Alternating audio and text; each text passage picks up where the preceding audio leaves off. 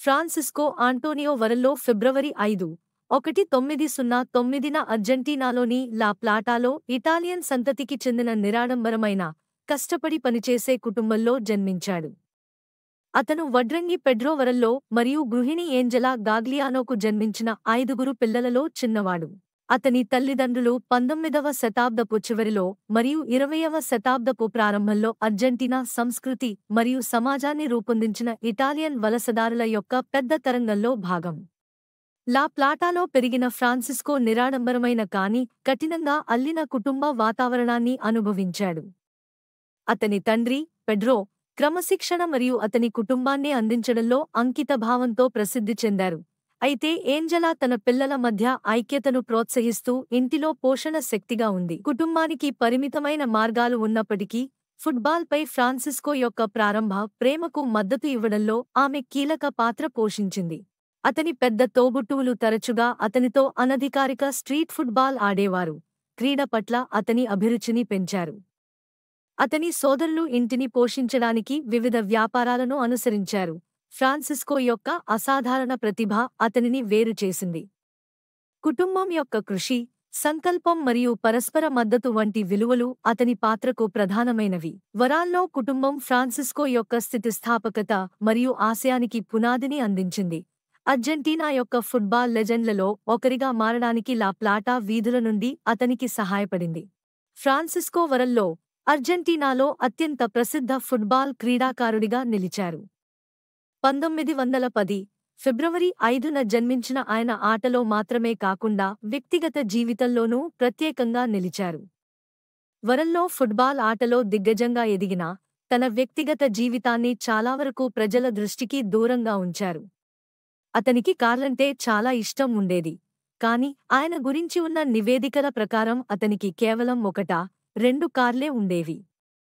అయితే ఆయన ఆధునికతకు విరుద్ధంగా తన జీవితాన్ని సాధారణంగా సాగించారు. 200 వయస్సు దాటి కూడా ఆరోగ్యంగా ఉన్న వరల్లో చివరికి తన జీవితాన్ని 2010 ఆగస్టు 30న అర్జెంటీనాలోని లా ప్లాటా నగరంలో ముగించారు.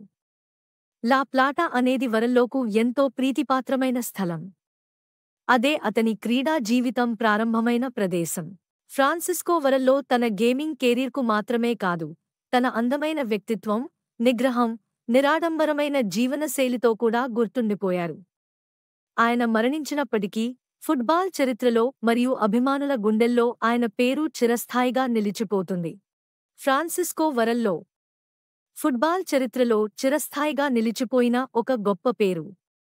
1910 ఫిబ్రవరి 5న అర్జెంటీనాలోని లా ప్లాటాలో జన్మించిన ఆయన 1930 ఫిఫా ప్రపంచకప్లో ముఖ్య పాత్ర పోషించి తనను నిఖార్సైన ఫుట్బాల్ దిగ్గజంగా నిలిపారు.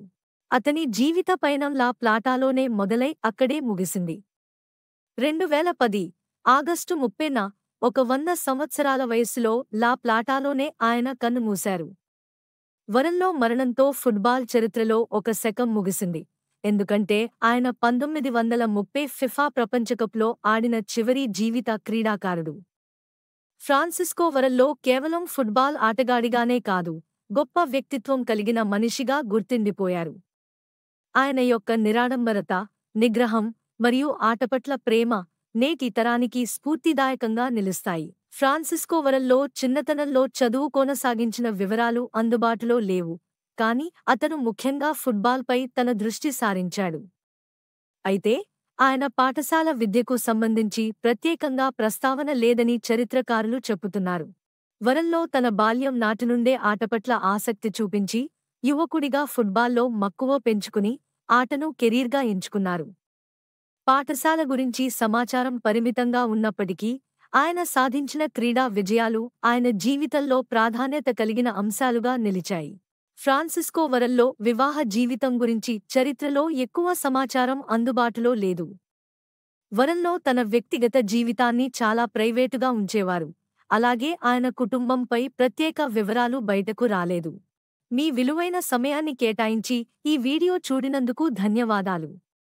మీకు నచ్చితే లైక్ చేయండి, ఛానల్ను సబ్స్క్రైబ్ చేయండి. తరువాతి వీడియోలో మరింత ఆసక్తికరమైన విషయాలతో కలుద్దాం. ధన్యవాదాలు.